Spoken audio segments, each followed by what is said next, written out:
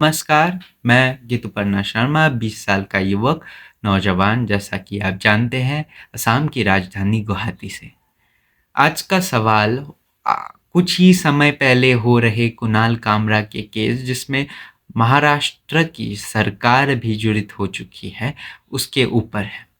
अब प्रश्न ये है ना लिटरली कि मुझे ये पता है कि किसी को भी गद्दार कहना या फिर किसी पे जो वो भद्दे कमेंट्स करना वो गलत है, मुझे पता है।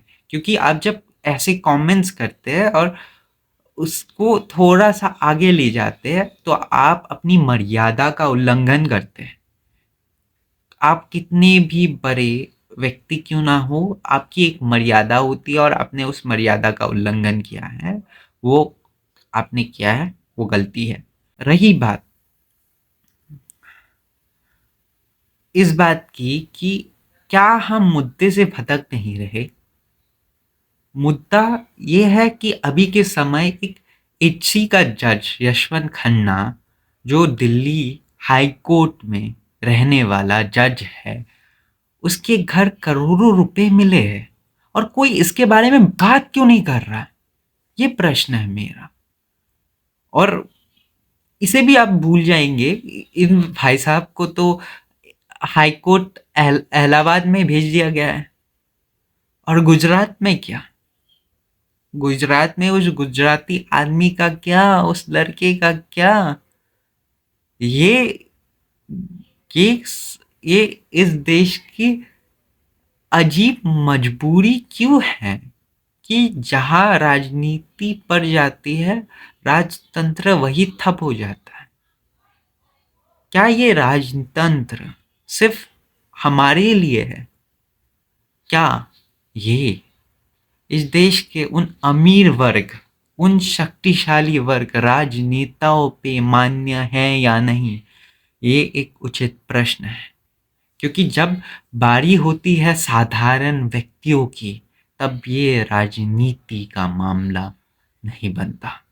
परंतु जब आती है अमीरों की, ताकतवरों की, राजनेताओं की, तब हम मजाक बन जाते हैं।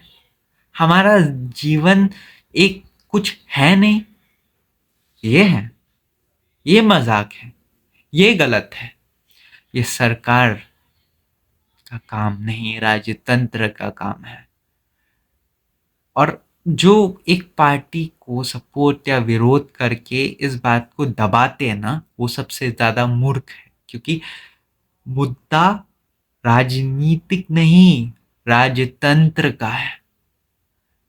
अगर बोलना है तो राजतंत्र को सुधारने के लिए बोलो।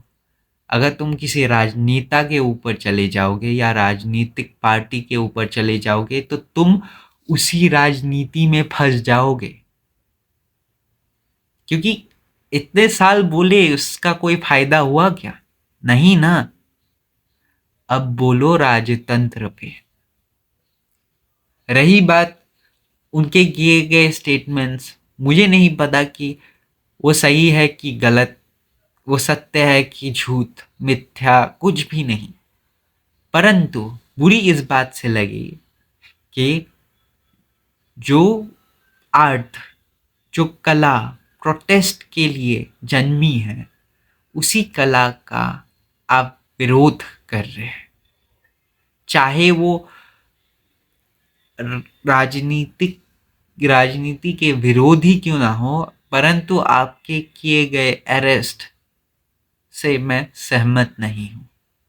इसी बात पे मैं ऋतुपर्णा शर्मा आज की वार्ता से अलविदा लेता हूँ। और मेरी बातें आपके दिल को अगर भी थोड़ा सा छुए तो इस वार्ता को आगे बढ़ाएं। धन्यवाद, नमस्कार।